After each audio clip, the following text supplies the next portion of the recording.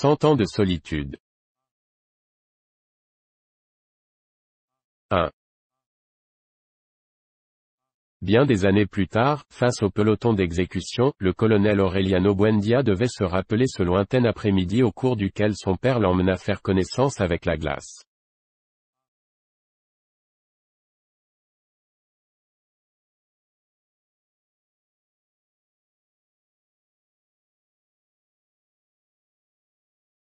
Macondo était alors un village d'une vingtaine de maisons anglaises et en roseaux, construites au bord d'une rivière dont les eaux diaphanes roulaient sur un lit de pierre polie, blanche, énorme comme des œufs préhistoriques.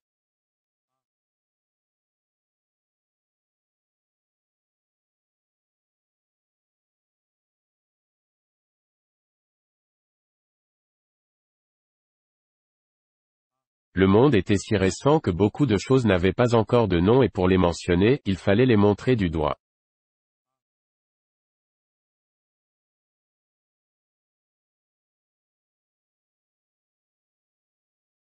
Tous les ans, au mois de mars, une famille de gitans déguenillés plantait sa tente près du village et, dans un grand tintamarre de fifres et de tambourins, faisait part des nouvelles inventions.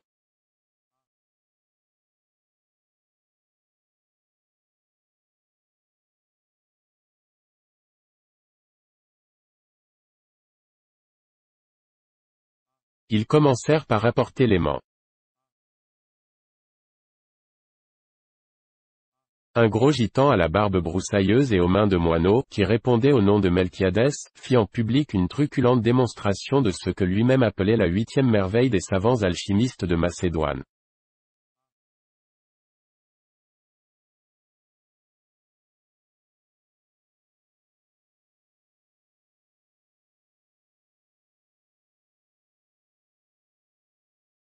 Il passa de maison en maison, traînant avec lui de lingots de métal, et tout le monde fut saisi de terreur à voir les chaudrons, les poêles, les tenailles et les chaufferettes tomber tout seuls de la place où ils étaient, le bois craquer à cause des clous et des vis qui essayaient désespérément de s'en arracher, et même les objets perdus depuis longtemps apparaissaient là où on les avait le plus cherchés, et se traînaient en débandade turbulente derrière les fers magiques de Melquiades.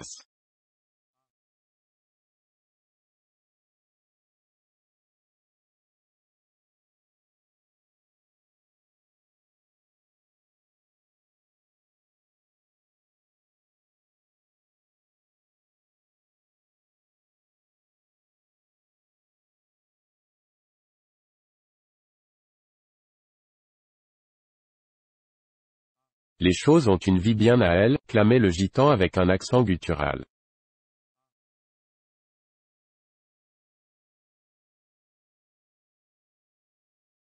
Il faut réveiller leur âme, toute la question est là.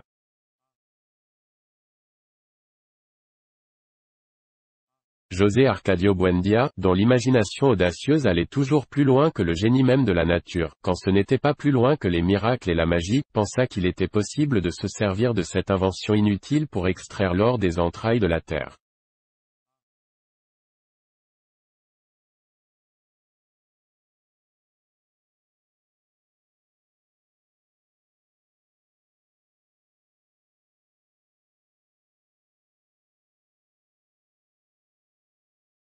Melquiades, qui était un homme honnête, le mit en garde.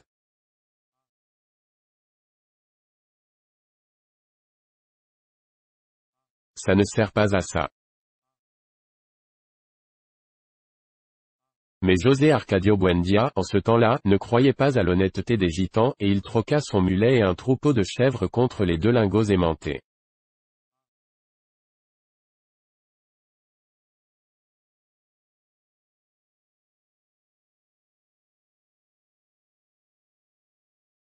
Ursula Iguaran, sa femme, qui comptait sur ces animaux pour agrandir le patrimoine domestique en régression, ne parvint pas à l'en dissuader.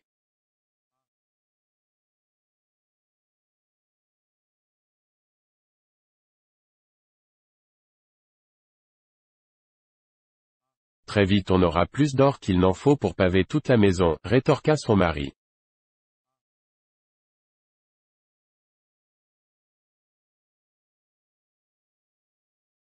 Pendant plusieurs mois, il s'obstina à vouloir démontrer le bien fondé de ses prévisions.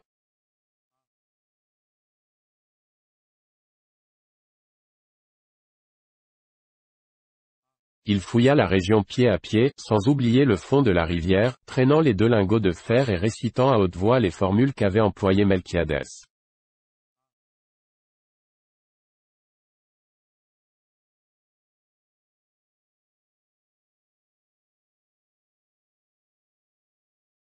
La seule chose qu'il réussit à déterrer, ce fut une armure du XVe siècle dont tous les éléments étaient soudés par une carapace de rouille et qui sonnait le creux comme une énorme calebasse pleine de cailloux.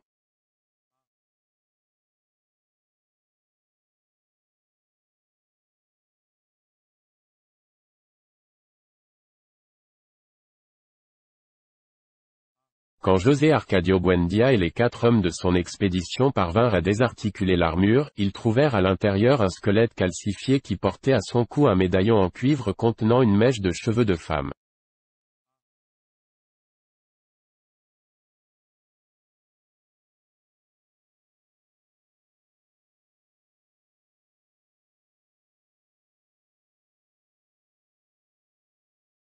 En mars revinrent les gitans. Cette fois, ils apportaient une lunette d'approche et une loupe de la dimension d'un tambour, qu'ils exhibèrent comme la dernière découverte des Juifs d'Amsterdam.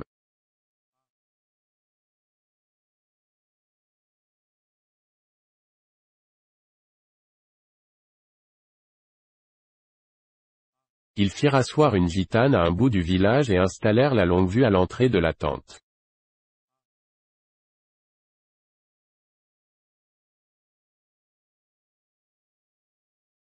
Moyennant paiement de 5 réaux, les gens se plaçaient devant la lunette et pouvaient voir la gitane comme à portée de la main.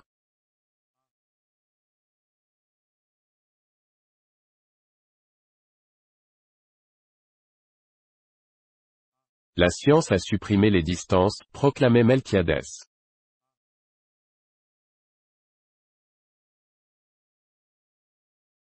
D'ici peu, l'homme pourra voir ce qui se passe en n'importe quel endroit de la Terre, sans même bouger de chez lui.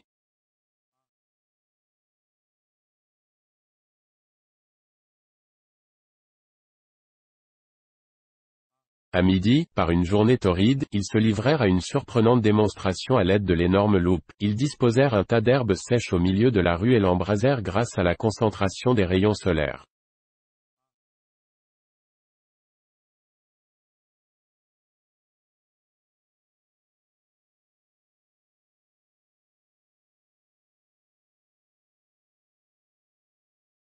José Arcadio Buendia, qui n'était pas encore parvenu à se remettre de ses déboires avec les aimants, conçut l'idée d'utiliser cette invention comme arme de guerre.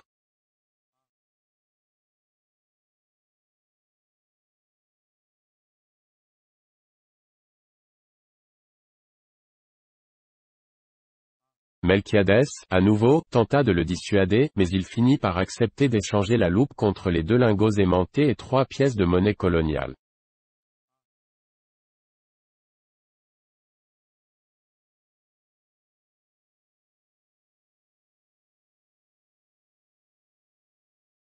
Ursula pleura de consternation.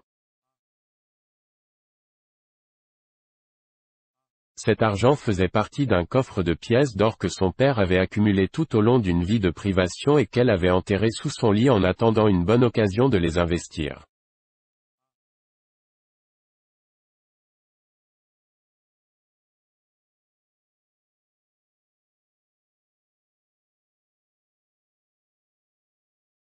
José Arcadio Buendia n'essaya même pas de la consoler, entièrement absorbé par ses expériences tactiques, avec l'abnégation d'un chercheur et jusqu'au péril de sa propre vie.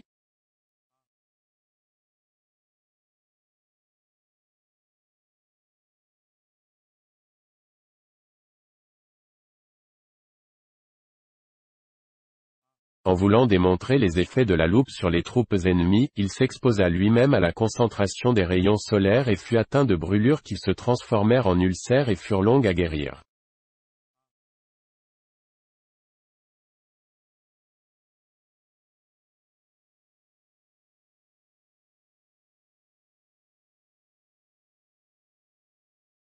Devant les récriminations de sa femme, alarmé par une si dangereuse inventivité, il faillit mettre le feu à la maison.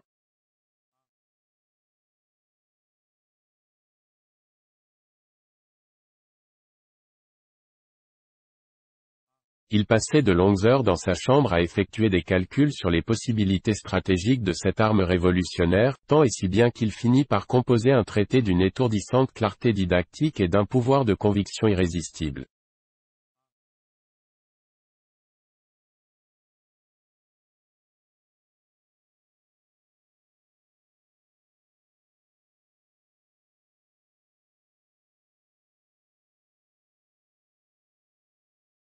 Il l'envoya aux autorités, accompagné de nombreux comptes rendus d'expérience et de plusieurs planches de croquis explicatifs, par l'intermédiaire d'un messager qui franchit la Sierra, s'égara dans de gigantesques marécages, remonta des cours d'eau tumultueux et faillit périr sous la patte des bêtes féroces, succomber au désespoir, mourir de la peste, avant de pouvoir faire route avec les mules du courrier.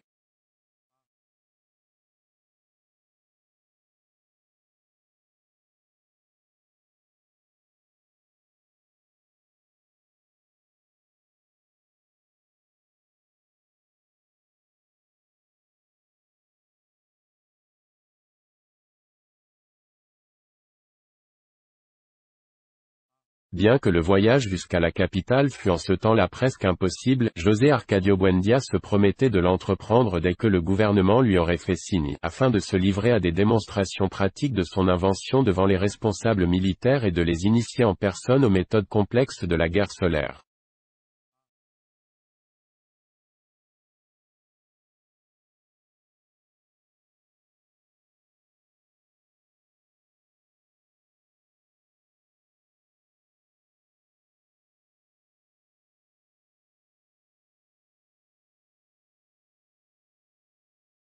Il attendit plusieurs années la réponse.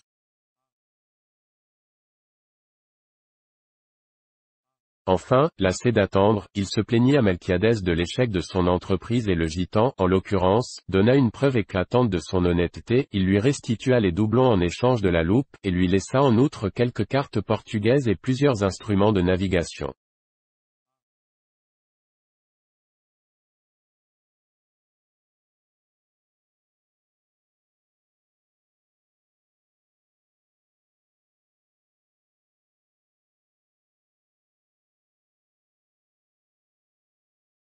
Il écrivit de sa propre main un condensé très serré des études du moine Hermann, afin qu'il pût se servir de l'astrolabe, de la boussole et du sextant.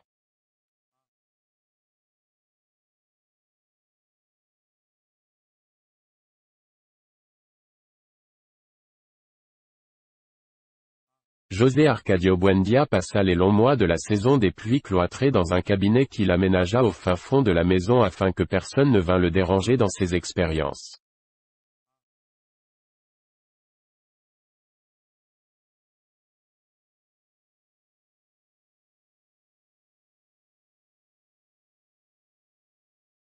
Ayant complètement délaissé les obligations domestiques, il passa des nuits entières dans la cour à surveiller le cheminement des astres, et il manqua d'attraper une insolation en voulant établir une méthode exacte pour repérer quand il était midi.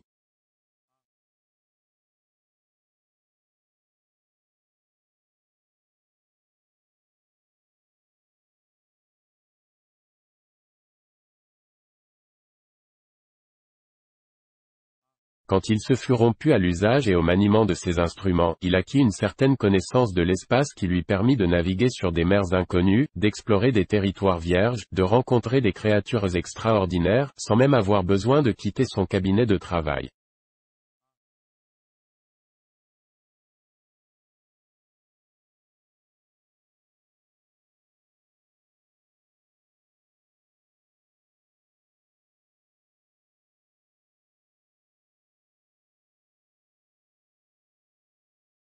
Ce fut vers cette époque qu'il prit l'habitude de parler tout seul, arpentant la maison sans prêter attention à personne, tandis qu'Ursula et les enfants courbaient l'échine, dans le potager, à faire pousser les bananes et la malanga, le manioc et l'igname, la citrouille et l'aubergine.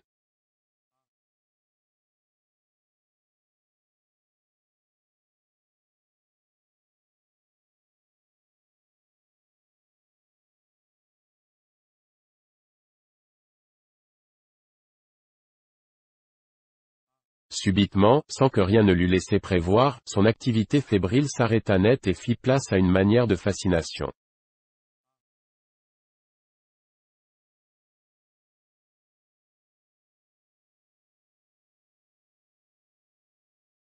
Pendant quelques jours, il fut comme possédé, se répétant à lui-même et à voix basse un chapelet de présomptions épouvantables, sans vouloir prêter foi à ce que lui dictait son propre entendement.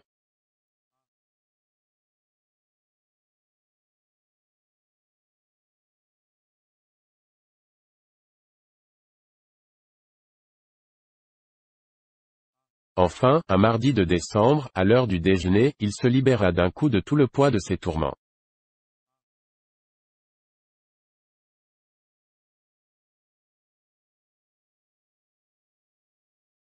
Les enfants devaient se rappeler toute leur vie avec quelle auguste solennité leur père prit place au haut bout de la table, tremblant de fièvre, ravagé par ses veilles prolongées et son imagination exacerbée, et leur révéla sa découverte.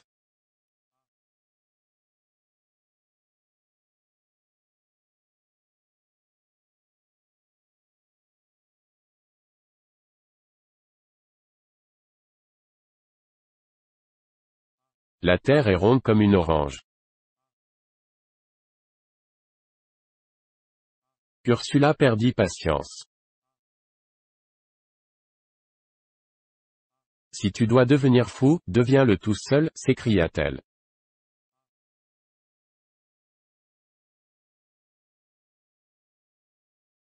Mais n'essaie pas de mettre dans la tête des enfants tes idées de gitan.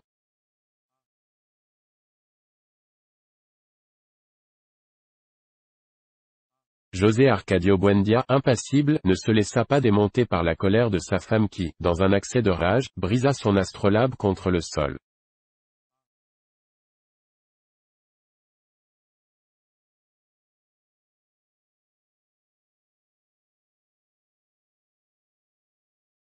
Il en construisit un autre, réunit dans son cabinet les hommes du village et leur démontra, s'appuyant sur des théories auxquelles nul ne comprenait rien, comment il était possible de revenir à son point de départ en naviguant sans cesse en direction de l'est.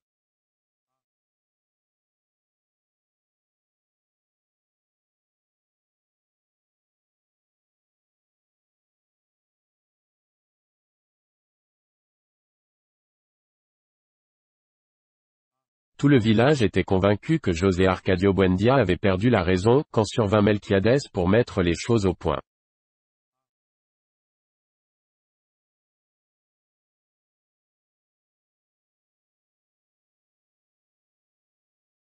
Il exalta publiquement l'intelligence de cet homme qui, par pure spéculation astronomique, avait échafaudé une théorie déjà vérifiée en pratique, bien qu'ignorée encore à Macondo, et en témoignage d'admiration, lui fit un présent qui devait avoir des répercussions décisives sur l'avenir du village, un laboratoire d'alchimie.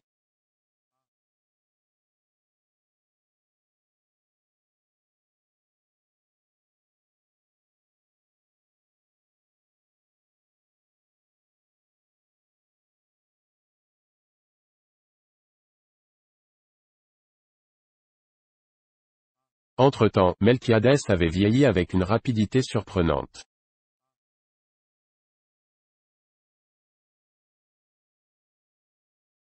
Lors de ses premiers voyages, on lui eût donné le même âge que José Arcadio Buendia.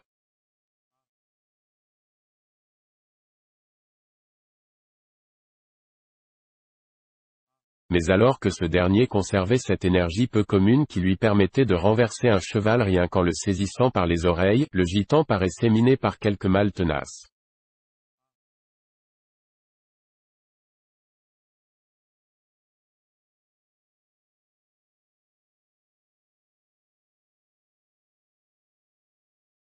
C'étaient en fait les suites d'étranges et multiples maladies contractées au cours de ses innombrables périples autour du monde.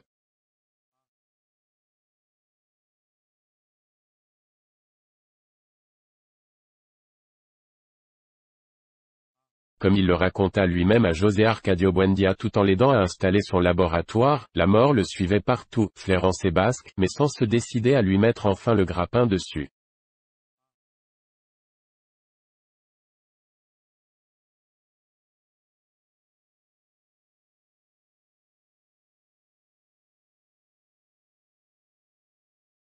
Il avait échappé à tout ce que l'humanité avait subi de catastrophes et de fléaux.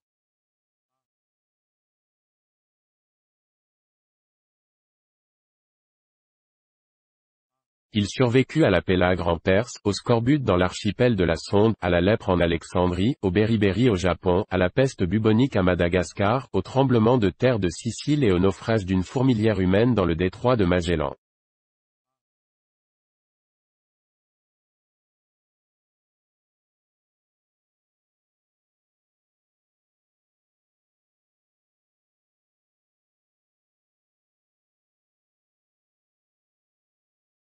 Cet être prodigieux, qui disait détenir les clés de Nostradamus, était un personnage lugubre, tout enveloppé de tristesse, avec un regard asiatique qui paraissait deviner la face cachée de toute chose.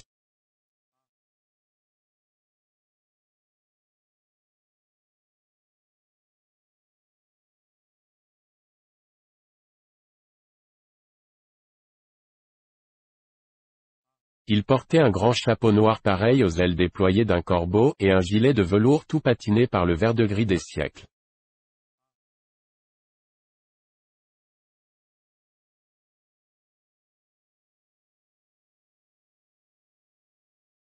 Mais malgré son immense savoir et le mystère qui l'entourait, il supportait le poids de l'humaine et terrestre condition qui le faisait s'empêtrer dans les minuscules problèmes de la vie quotidienne.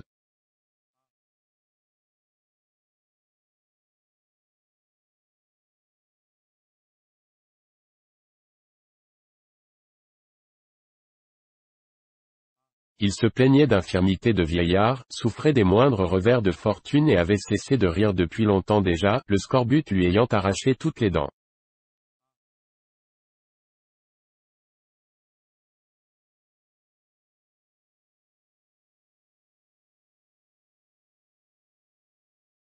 José Arcadio Buendía a eu la certitude que ce jour où, à l'heure suffocante de midi, il lui dévoila ses secrets, devait marquer le début d'une très grande amitié.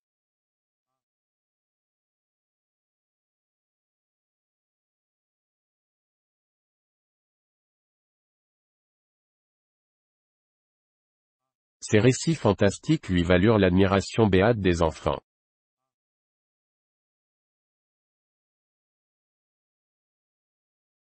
Aureliano, qui n'avait pas 5 ans à l'époque, devait se rappeler toute sa vie comme il l'a perçue cet après-midi-là, assis le dos tourné au miroitement métallique de la fenêtre, donnant accès, de sa profonde voix d'orgue, aux plus obscures contrées de l'imagination, tandis que ruisselaient sur ses tempes, à cause de la chaleur, des gouttes de graisse fondue.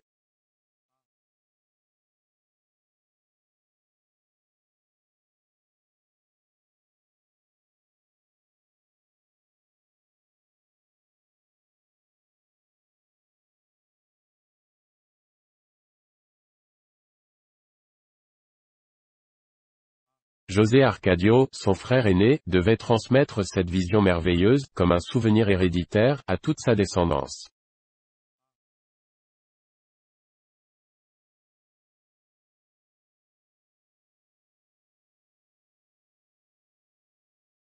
Ursula, au contraire, conserva un bien mauvais souvenir de cette visite, car elle pénétra dans la chambre au moment même où, par mégarde, Melquiadès brisa un flacon de bichlorure de mercure.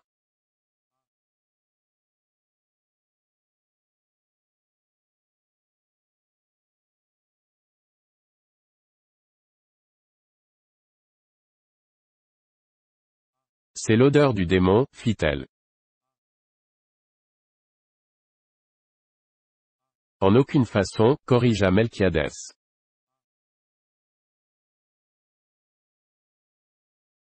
Il est prouvé que le démon a des propriétés sulfuriques, quand ceci n'est rien d'autre qu'un peu de sublimé.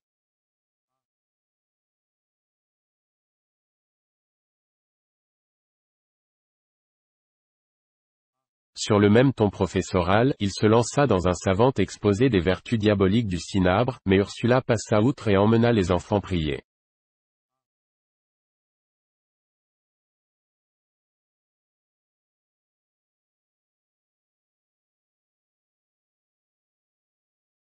Cette odeur âcre devait rester à jamais dans sa mémoire, inséparable du souvenir de Melquiadès.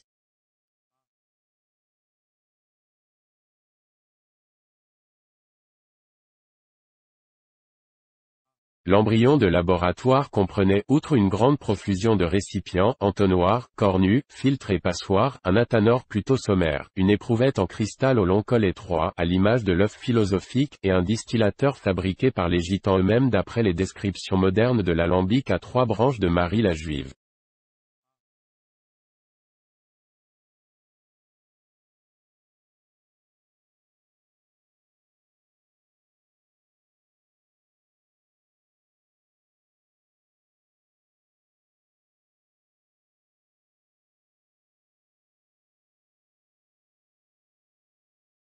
Ensuite de tout cela, Melquiadès laissa des échantillons des 7 métaux correspondant aux 7 planètes, les formules de Moïse et Sosim pour la multiplication de l'or, et une série de notes et de croquis relatifs aux propriétés du grand magistère, qui permettaient à qui saurait les interpréter de se lancer dans la fabrication de la pierre philosophale.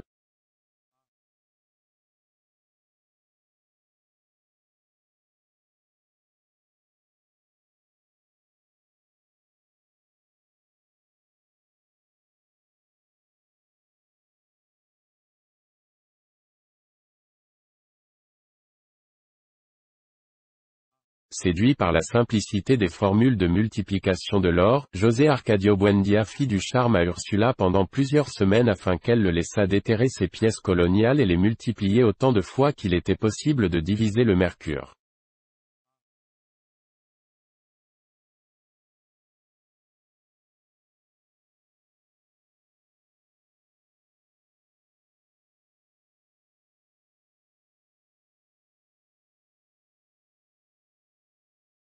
Comme toujours, devant l'entêtement inébranlable de son mari, Ursula céda.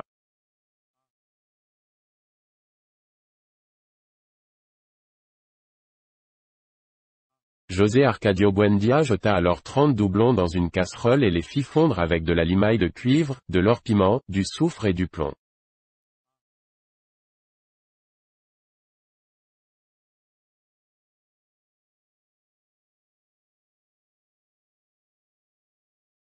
Il mit le tout à bouillir à feu vif dans un chaudron rempli d'huile de ricin jusqu'à ce qu'il obtint un épais sirop dégageant une odeur pestilentielle et faisant davantage penser au caramel vulgaire qu'à l'or magnifique.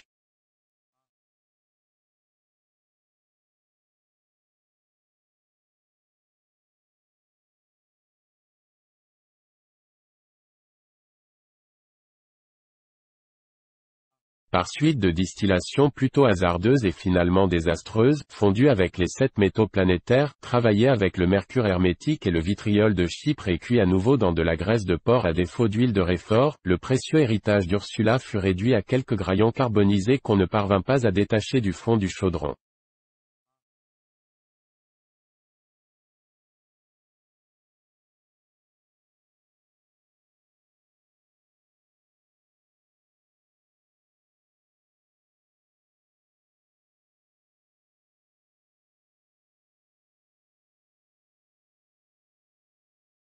Quand revinrent les gitans, Ursula avait dressé contre eux toute la population.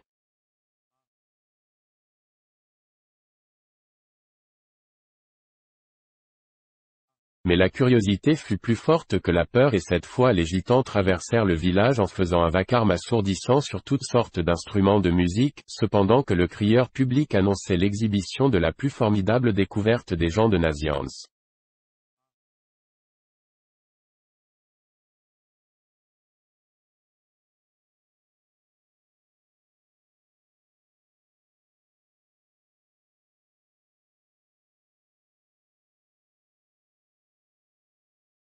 De sorte que tout le monde s'achemina vers la tente et, en échange d'un Saint-Avo, put voir un Melchiadès tout à fait rajeuni, remis d'aplomb, sans une ride, pourvu d'une dentition toute neuve, éclatante.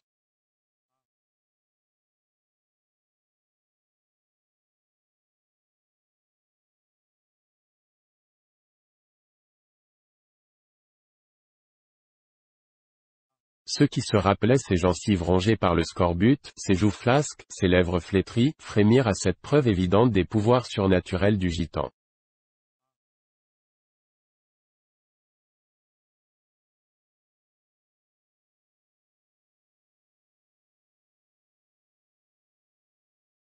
L'effarement fit place à la panique quand Melquiadès enleva ses dents, pourtant intactes et bien chaussées dans ses gencives, puis les montra rapidement au public, le temps d'un éclair pendant lequel il redevint l'homme décrépit des années passées, pour se les remettre et sourire à nouveau, avec toute l'assurance de sa jeunesse retrouvée.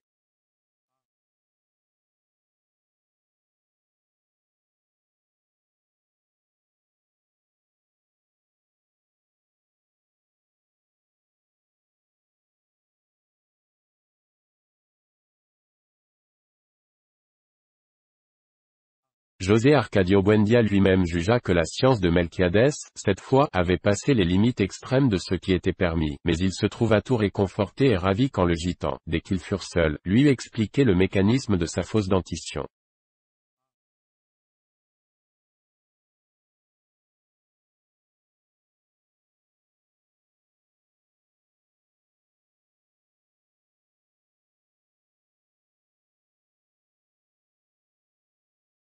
Cela lui parut à la fois si simple et si prodigieux que, du jour au lendemain, il se désintéressa complètement des recherches de l'alchimie.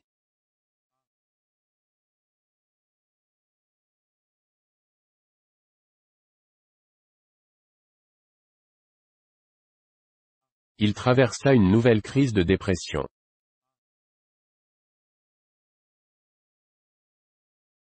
Perdit l'appétit et passa ses journées à aller et venir dans la maison.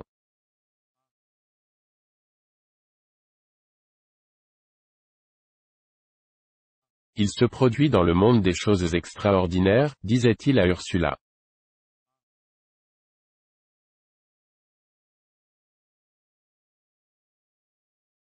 Pas plus loin que l'autre côté de la rivière, on trouve toutes sortes d'appareils magiques tandis que nous autres continuons à vivre comme les ânes.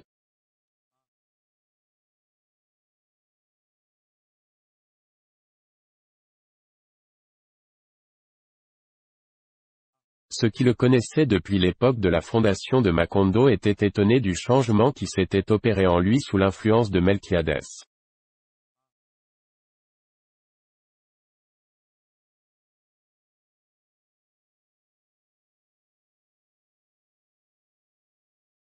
Au début, José Arcadio Buendia était une sorte de jeune patriarche qui donnait des directives pour les semailles, des conseils pour élever les enfants et les animaux, et collaborait avec chacun, jusque dans les travaux manuels, pour la bonne marche de la communauté.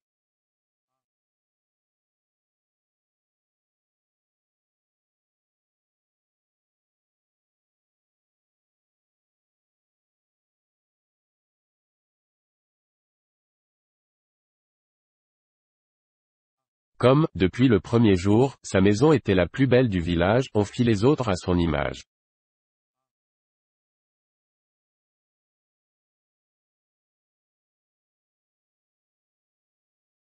Elle avait une salle commune spacieuse et bien éclairée, une salle à manger en terrasse avec des fleurs de couleur gaie, 2 chambres, un patio où croissait un châtaignier géant, un jardin bien cultivé et un enclos où cohabitaient paisiblement les chèvres, les porcs et les poules.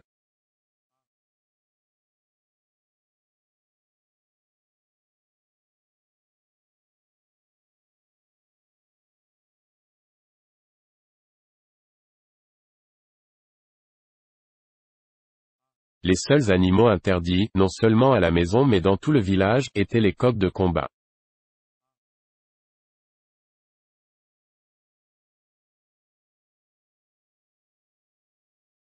Dans son domaine, Ursula abattait autant de besognes que son mari dans le sien.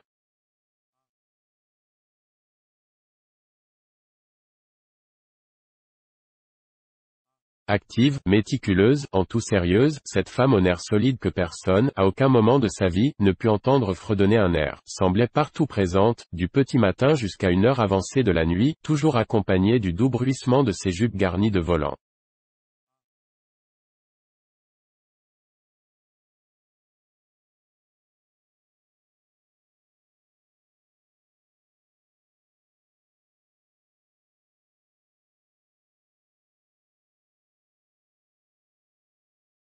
Par ses soins, le sol de terre battu, les murs de boue séchée qu'on n'avait pas blanchis à la chaux, les meubles rustiques qu'ils avaient fabriqués eux-mêmes, demeuraient toujours propres et les vieux coffres où l'on gardait le linge dégageaient une bonne odeur de basilic.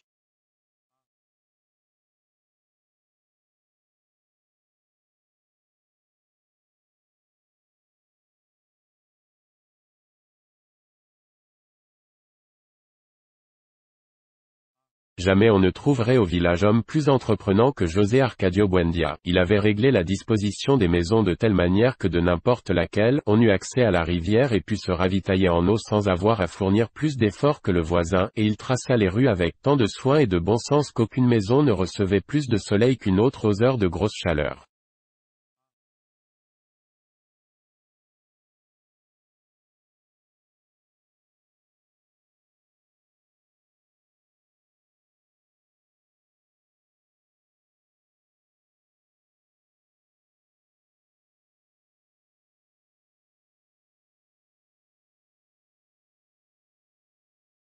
En quelques années, Macondo devint le mieux administré, le plus laborieux de tous les villages au-dessus de 300 habitants connus jusqu'alors.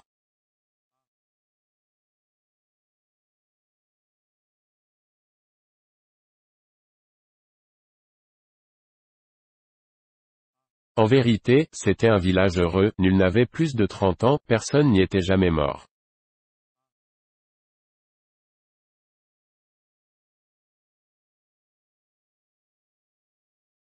Depuis l'époque de sa fondation, José Arcadio Buendia avait construit des pièges et des cages.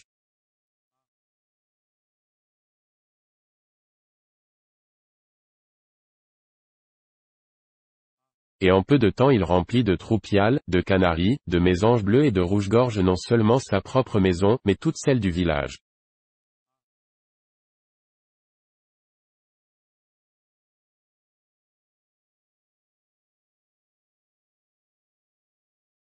Le concert de tant d'oiseaux divers s'avéra si étourdissant qu'Ursula se boucha les oreilles avec de la cire d'abeille pour ne pas perdre le sens des réalités.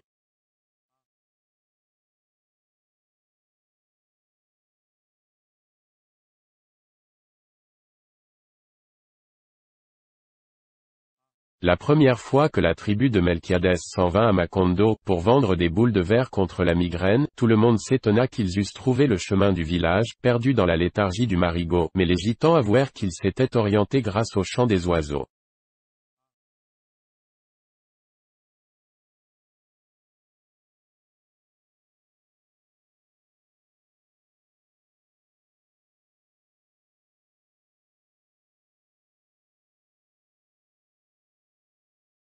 Ce bel esprit d'initiative sociale disparut en un rien de temps, balayé par la fièvre des aimants, les calculs astronomiques, les rêves de transmutation et l'ardent désir de connaître les merveilles du monde.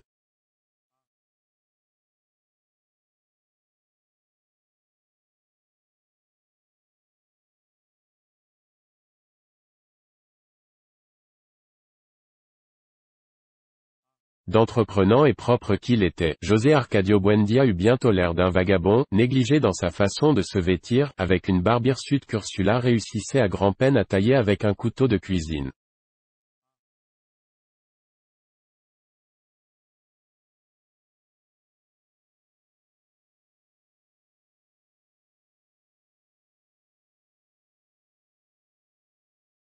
Il se trouva toujours quelqu'un pour le considérer comme la malheureuse victime d'un étrange sortilège.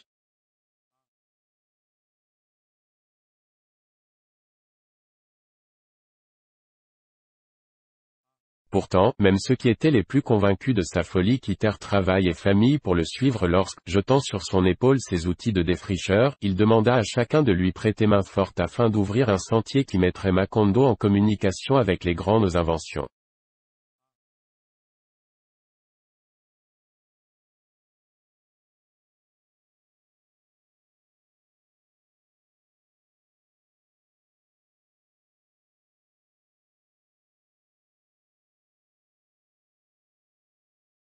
José Arcadio Buendia ignorait totalement la géographie de la région.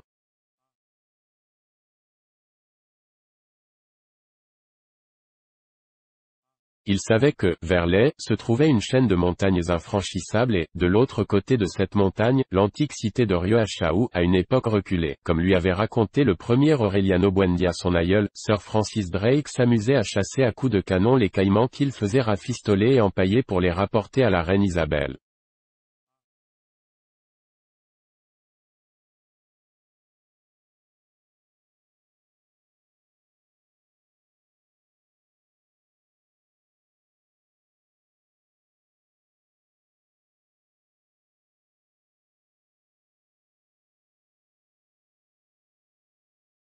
Dans sa jeunesse, lui et ses hommes, accompagnés des femmes, des enfants et des bêtes, avec toutes sortes d'ustensiles et d'effets, traversèrent la Sierra à la recherche d'un débouché sur la mer mais, au bout de 26 mois, ils renoncèrent à leur entreprise et fondèrent le village de Macondo pour éviter de revenir sur leurs pas.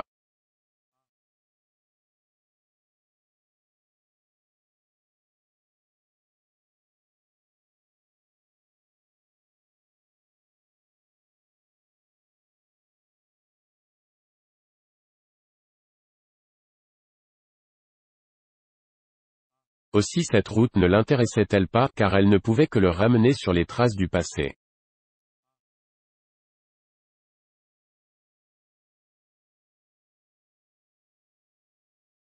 Au sud s'étendait une zone de bourbiers recouvert d'une couche de végétation inexorable, puis le vaste univers du Grand Marigot qui, de l'aveu des Gitans, ne connaissait pas de limite.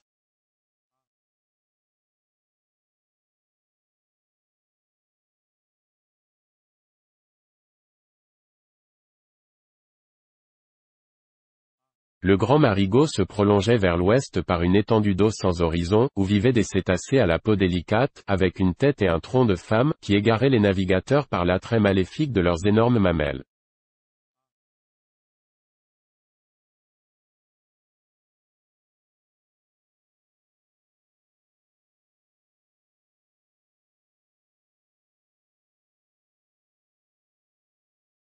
Les Gitans voguaient pendant 6 mois sur cette étendue d'eau avant d'atteindre la ceinture de terre ferme par où passaient les mules du courrier.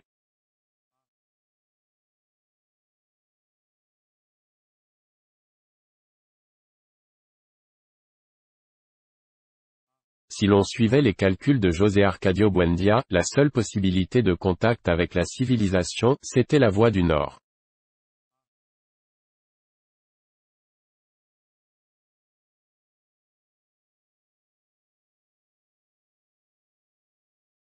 Aussi pourvut-il en outils de défrichage et en armes de chasse les mêmes hommes qui l'avaient accompagné au moment de la fondation de Macondo.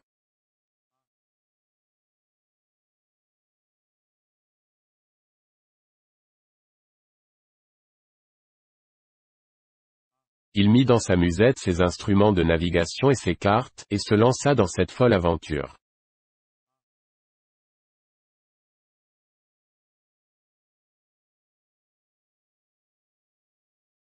Les premiers jours, ils ne rencontrèrent aucun obstacle majeur.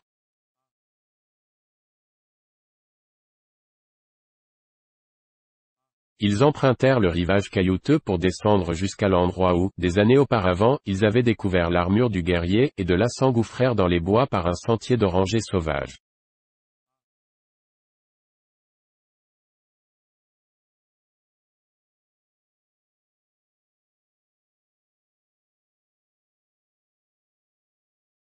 Au bout de la première semaine, ils tuèrent et firent rôtir un cerf mais se contentèrent d'en manger la moitié et salèrent le reste pour les jours à venir.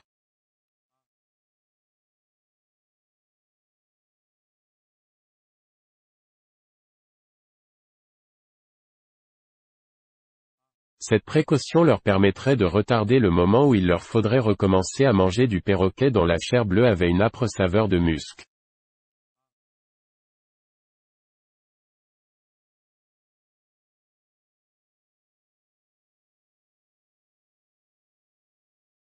Par la suite, pendant plus de 10 jours, ils ne revirent plus le soleil.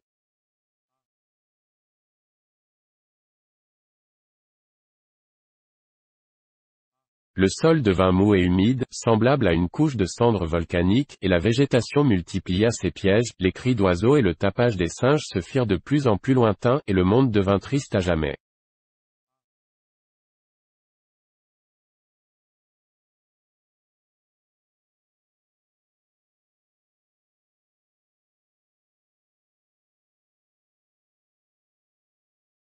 Les hommes de l'expédition se sentirent accablés par leurs propres souvenirs qui paraissaient encore plus anciens dans ce paradis humide et silencieux, d'avant le péché originel, où leurs bottes s'enfonçaient dans des mares d'huile fumante et où ils s'acharnaient à coups de machette sur des lys sanglants et des salamandres dorées.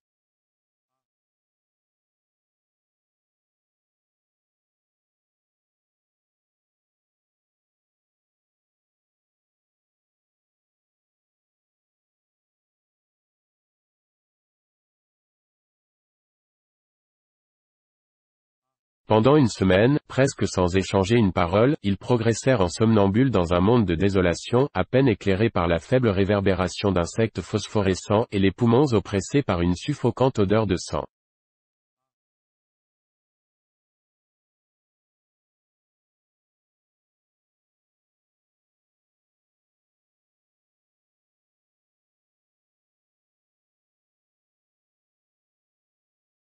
Ils ne pouvaient revenir en arrière car le chemin qu'ils ouvraient se refermait aussitôt sur leurs pas, étouffés par une végétation nouvelle qu'ils voyaient presque pousser sous leurs yeux.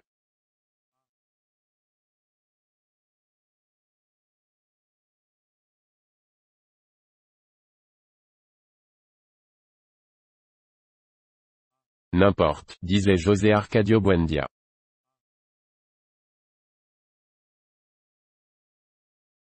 L'essentiel est de ne jamais perdre le sens de l'orientation.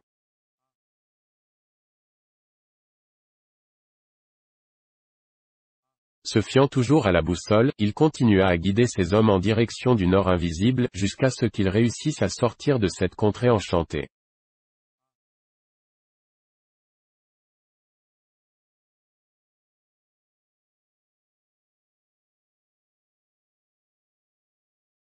Ce fut par une nuit épaisse, sans étoiles, mais les ténèbres étaient imprégnées d'un air pur, nouveau.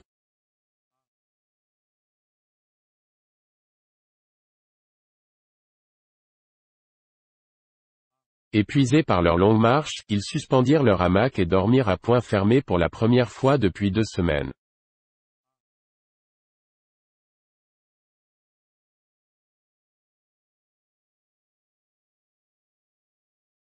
Quand ils se réveillèrent, le soleil était déjà haut, ils restèrent stupéfaits, fascinés.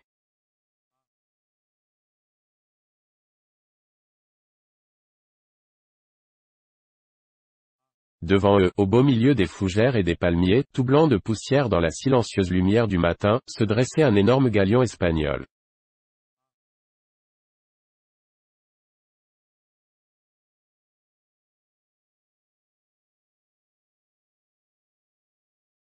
Il penchait légèrement sur tribord et de sa mâture intacte pendaient les vestiges crasseux de sa voilure, entre les agrès fleuris d'orchidées.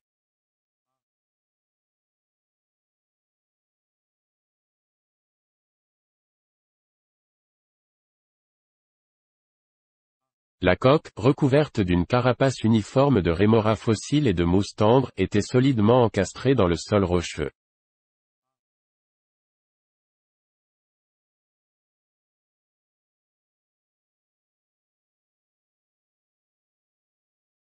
L'ensemble paraissait s'inscrire dans un cercle coupé du reste du monde, un espace fait de solitude et d'oubli, protégé des altérations du temps comme des us et coutumes des oiseaux.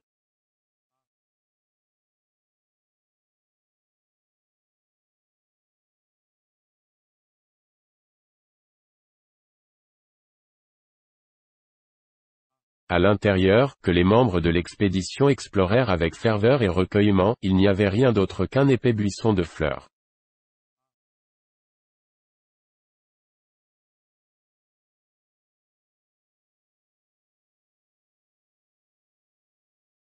La découverte du galion, indice que la mer était proche, brisa net l'élan de José Arcadio Buendia.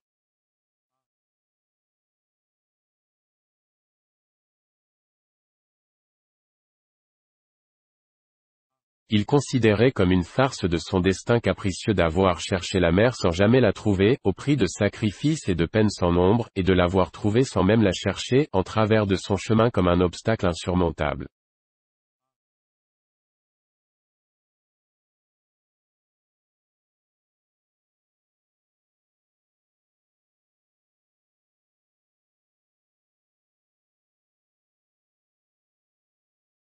Bien des années plus tard, le colonel Aureliano Buendia traversa à son tour la région, alors régulièrement parcourue par le courrier, et il ne trouva d'autres traces du vaisseau que ses côtes carbonisées au milieu d'un champ de coquelicots.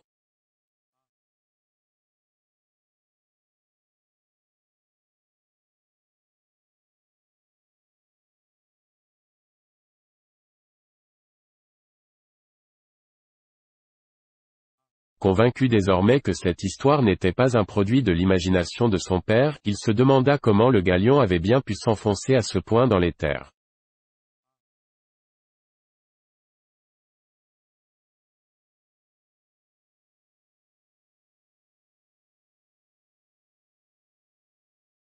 Cette question ne préoccupa guère José Arcadio Buendia lorsqu'il rencontra la mer au bout de 4 nouveaux jours de marche, à quelques 12 kilomètres de distance du galion.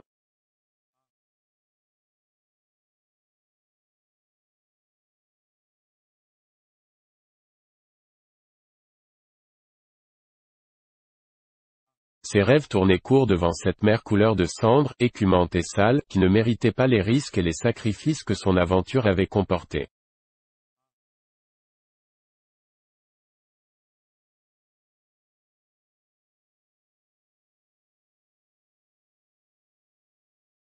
Carayo, jura-t-il. Macondo est entouré d'eau de toutes parts.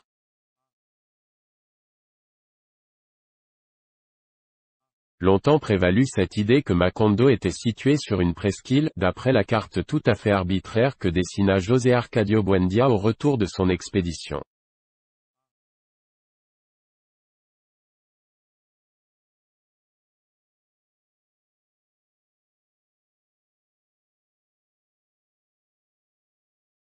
Il en traça les lignes avec fureur, exagérant en toute mauvaise foi les difficultés des communications, comme pour se punir lui-même d'avoir choisi avec un total manque de bon sens l'emplacement du village.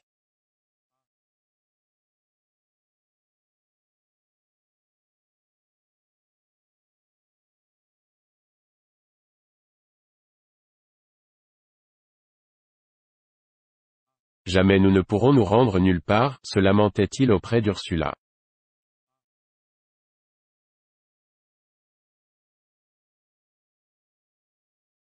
À nous de pourrir sur pied ici, sans recevoir aucun des bienfaits de la science.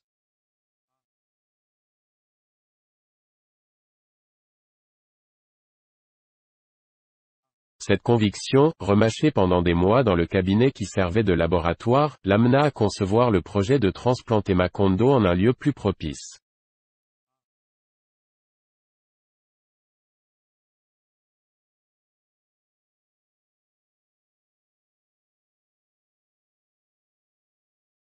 Mais, cette fois, Ursula devança ses fébriles desseins.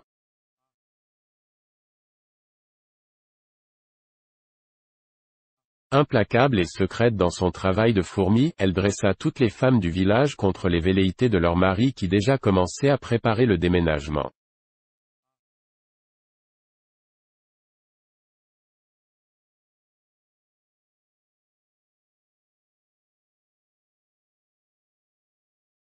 José Arcadio Buendia ne sut jamais exactement à quel moment, ni en vertu de quelle force contraire ses plans furent bientôt pris dans un brouillamini de mauvais prétextes, de contretemps et d'échappatoires, jusqu'à se changer en illusion pure et simple.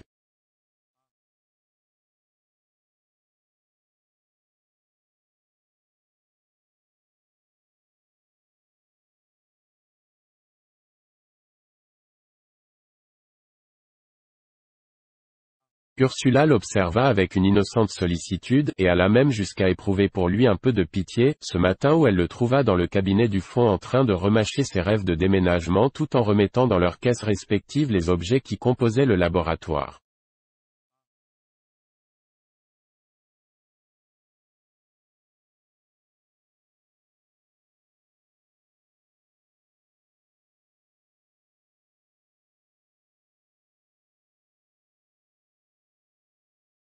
Elle le laissa finir. Elle le laissa clouer les caisses et mettre ses initiales dessus avec un gros pinceau trempé dans l'encre, sans lui adresser aucun reproche, mais sachant qu'il n'ignorait déjà plus, elle le lui avait entendu dire dans ses monologues à voix basse, que les hommes du village ne le seconderaient en rien dans son entreprise.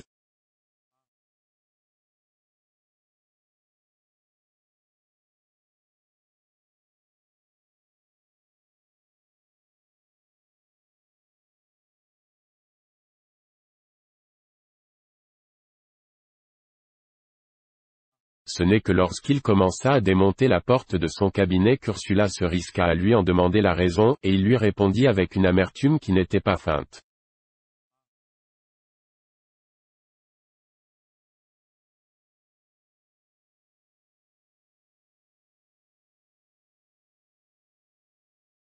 Puisque personne ne veut partir, nous irons tout seuls.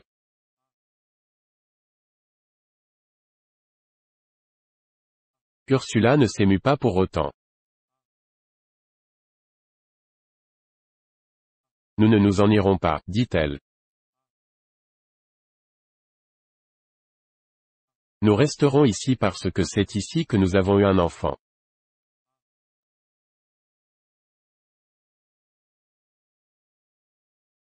Nous n'avons pas encore eu de mort, répliqua-t-il.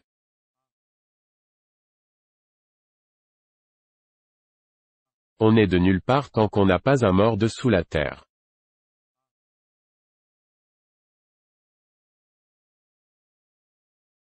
Ursula lui répondit avec une douce fermeté.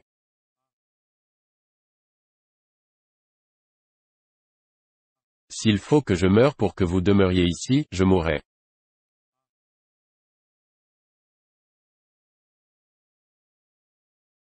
José Arcadio Buendia ne croyait pas la volonté de sa femme aussi inflexible.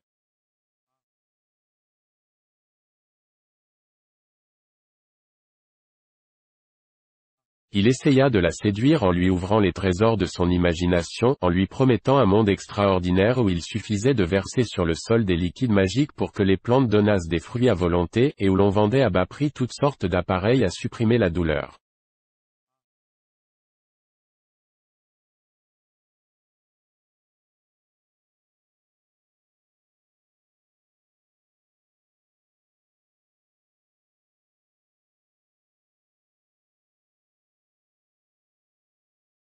Mais Ursula fut insensible à la pénétration de ses vues.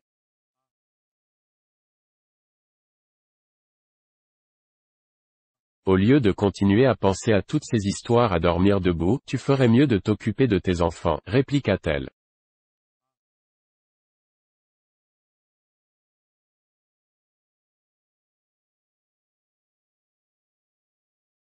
Regarde-les donc, abandonnés à la grâce de Dieu, de vrais ânes.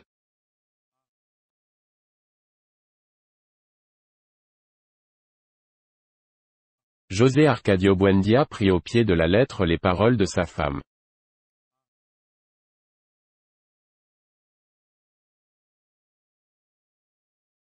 Il regarda par la fenêtre et vit les deux gosses pieds nus dans le jardin ensoleillé, et il eut l'impression qu'à cet instant seulement ils commençaient vraiment d'exister, comme mis au monde par les adjurations d'Ursula.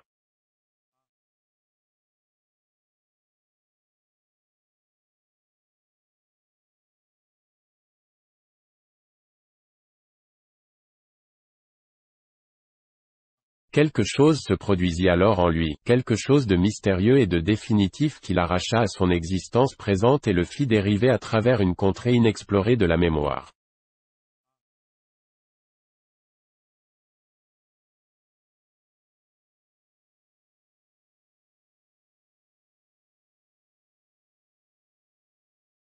Tandis qu'Ursula se remettait à balayer la maison qu'elle était sûre, à présent, de ne jamais abandonner de tout le restant de sa vie, il continua à s'absorber dans la contemplation des enfants, le regard fixe, tant et si bien que ses yeux se mouillèrent et qu'il dut les essuyer du revers de la main, avant de pousser un profond soupir de résignation.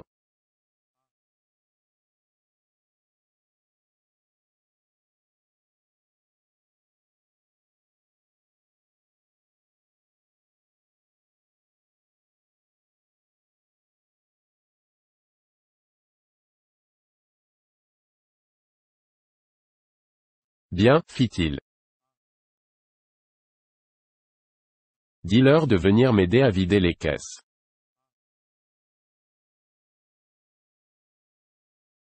José Arcadio, l'aîné des enfants, avait 14 ans passés.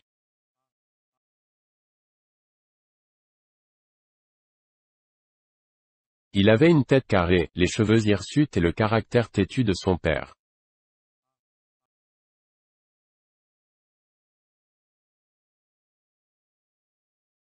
Bien qu'il se développât aussi rapidement et acquit une vigueur physique comparable à la sienne, déjà il était devenu évident, à l'époque, qu'il manquait d'imagination.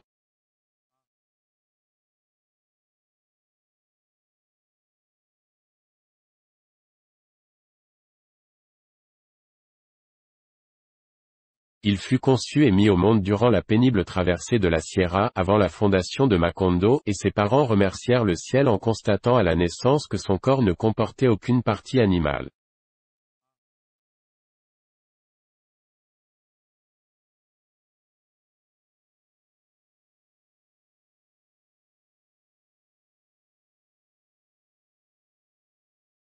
Aureliano, le premier être humain qui fut né à Macondo, allait avoir 6 ans en mars.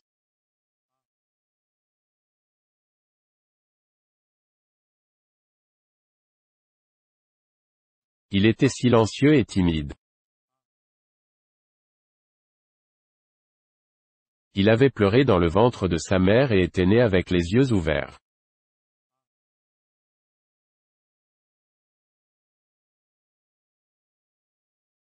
Tandis qu'on coupait le cordon ombilical, il remuait la tête de droite et de gauche, repérant chaque objet qui se trouvait dans la chambre et dévisageant les gens présents avec curiosité mais sans paraître le moins du monde étonné.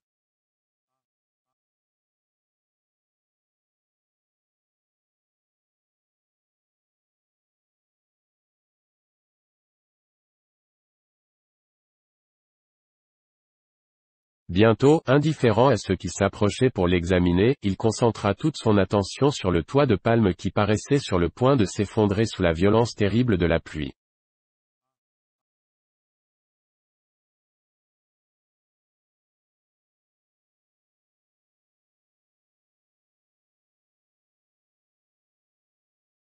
Ursula n'eut plus l'occasion de se rappeler l'intensité de ce regard jusqu'au jour où le petit Aureliano, alors âgé de 3 ans, fit son entrée dans la cuisine au moment où elle retirait du feu et posait sur la table une marmite de bouillon brûlant.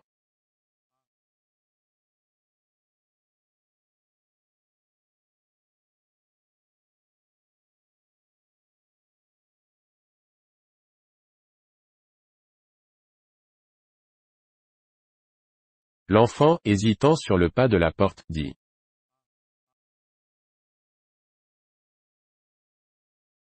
Elle va tomber. La marmite était bien posée au milieu de la table, mais à peine l'enfant eut-il émis sa prophétie qu'elle amorça un mouvement imperturbable en direction du bord, comme sous l'effet d'un dynamisme intérieur, et se fracassa sur le sol.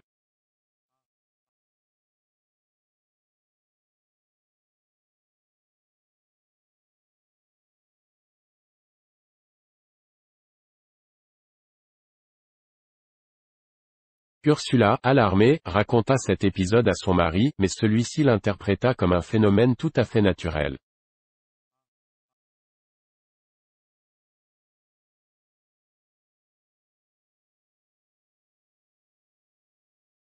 Ainsi resta-t-il indéfiniment étranger à l'existence de ses enfants, en partie parce qu'il considérait l'enfance comme une période de débilité mentale, et également parce que lui-même se trouvait toujours trop absorbé par ses propres spéculations chimériques.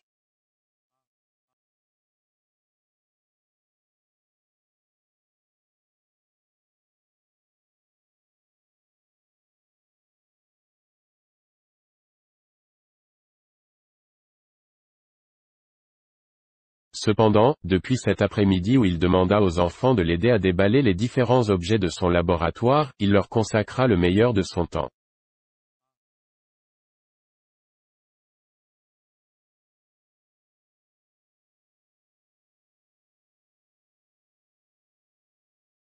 Dans le repère de son cabinet dont les murs s'étaient peu à peu couverts de cartes invraisemblables et de fabuleux graphiques, il leur apprit à lire, à écrire et à compter, et leur parla des merveilles du monde, non seulement dans les limites de ses propres connaissances, mais forçant celles de son imagination jusqu'au comble du fantastique.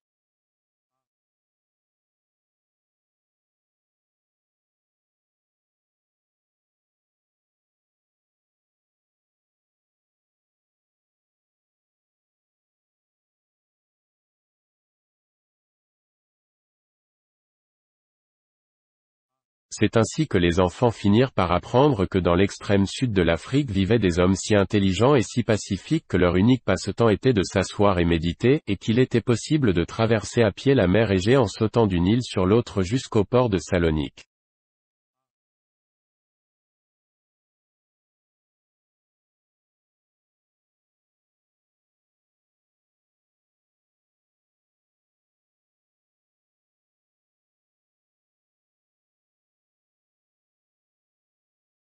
Ces exposés hallucinants demeurèrent tellement gravés dans la mémoire des enfants que, bien des années plus tard, une seconde avant que l'officier des troupes régulières ne lança l'ordre de tirer au peloton d'exécution, le colonel Aureliano Buendia eut le temps de revivre ce doux après-midi de mars où son père interrompit la leçon de physique et resta soudain médusé, la main en l'air, le regard fixe, prêtant l'oreille, dans le lointain, aux fifres, aux tambourins et aux grelots des gitans qui revenaient une fois de plus au village pour exhiber la dernière et ahurissante découverte des savants de Memphis.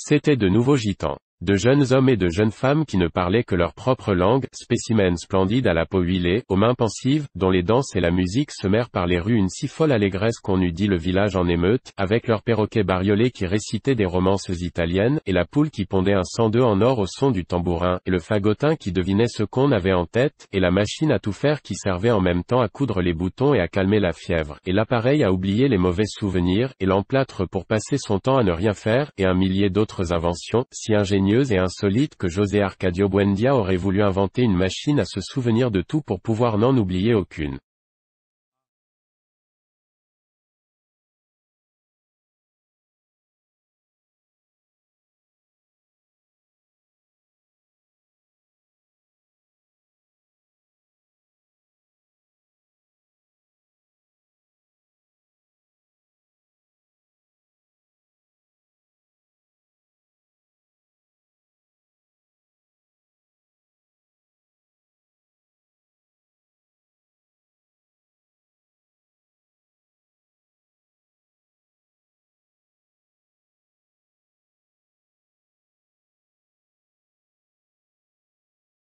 Ils métamorphosèrent le village en un rien de temps.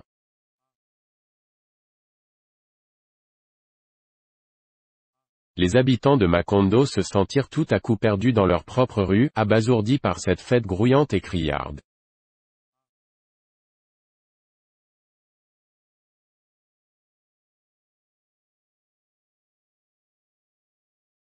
Tenant un enfant à chaque main pour ne pas les perdre dans la cohue, heurtant au passage des saltimbanques aux dents couvertes d'or et des jongleurs à 6 bras, suffocant à cause des odeurs mêlées de fumier et de santal qu'exhalait la foule, José Arcadio Buendia marchait comme un fou, cherchant partout Melquiades afin qu'il lui révélât les innombrables secrets de ce prodigieux cauchemar.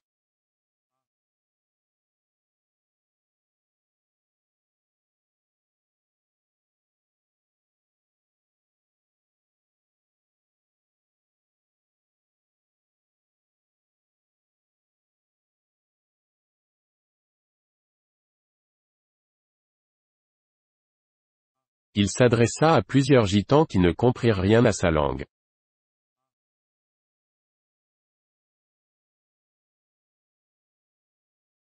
Il finit par se diriger vers l'endroit où Melquiades avait coutume de planter sa tente, et tomba sur un Arménien taciturne qui vantait en espagnol un élixir pour devenir invisible.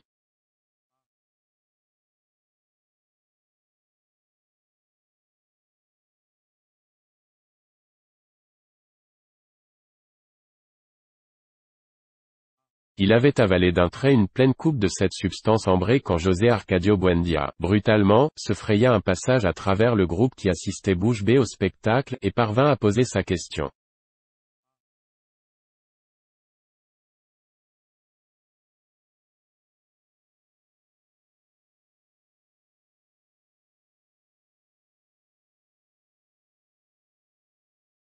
Le gitan l'enveloppa de son regard terne avant de se trouver réduit à une flaque de goudron fumante et malodorante sur laquelle continuèrent à flotter les résonances de sa réponse. Melquiades est mort.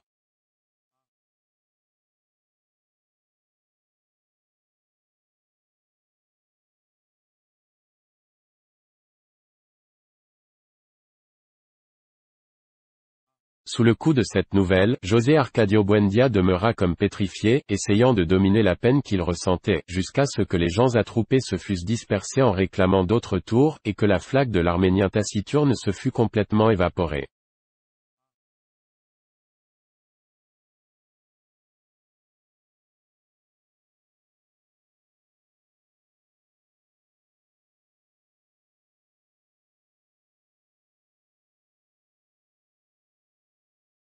Plus tard, d'autres gitans lui confirmèrent que Melquiadès avait en effet succombé aux fièvres dans les dunes de Singapour et que son corps avait été jeté dans la mer de Java à l'endroit où elle est la plus profonde.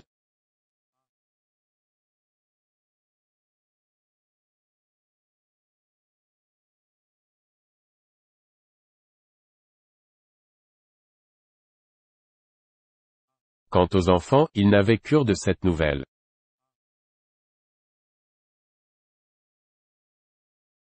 Ils s'étaient mis dans la tête que leur père les emmènerait voir la merveilleuse invention des savants de Memphis, annoncée à l'entrée d'une tente qui, selon les mêmes dires, avait appartenu au roi Salomon.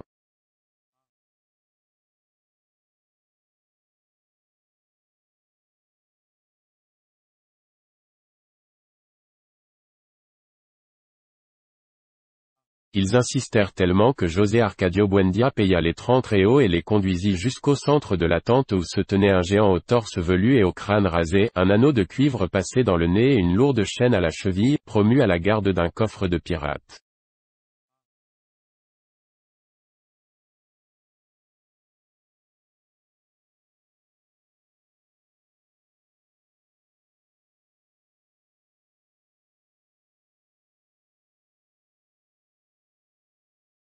Dès que le géant en eut soulevé le couvercle, le coffre laissa échapper un souffle glacé.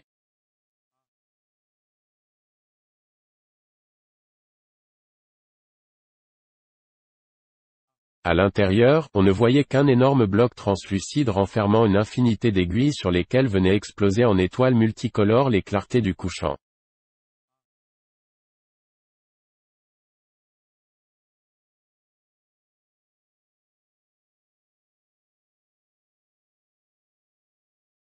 Interloqué, n'ignorant pas que les enfants attendaient de lui une explication immédiate, José Arcadio Buendia se risqua à murmurer.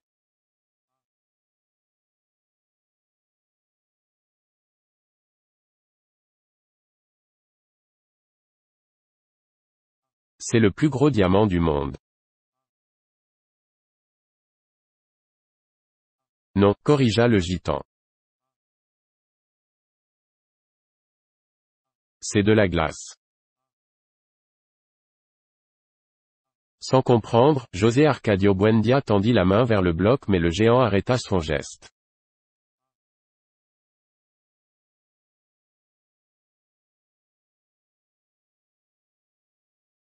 Cinq réaux de plus pour toucher, lui dit-il.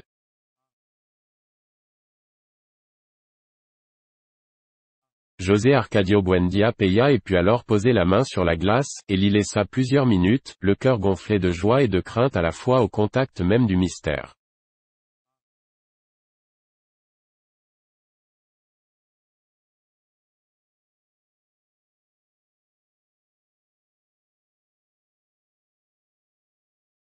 Ne sachant que dire, il paya 10 autres réaux pour permettre aux enfants de connaître cette prodigieuse expérience.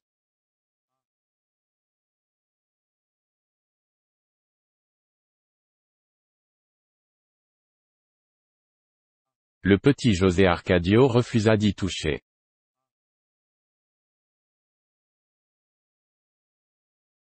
Aureliano, en revanche, fit un pas en avant, posa la main dessus et la retira aussitôt.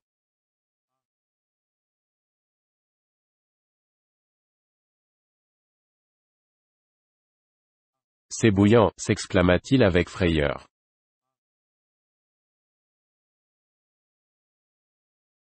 Mais son père n'y prêta aucune attention.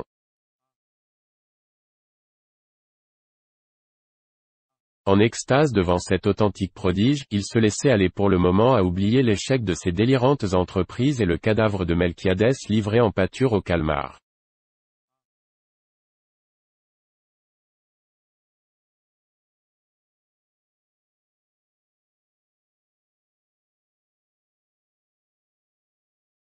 Il paya 5 autres réaux et, la main posée sur le bloc de glace, comme un témoin prête serment sur les saintes écritures, il s'écria.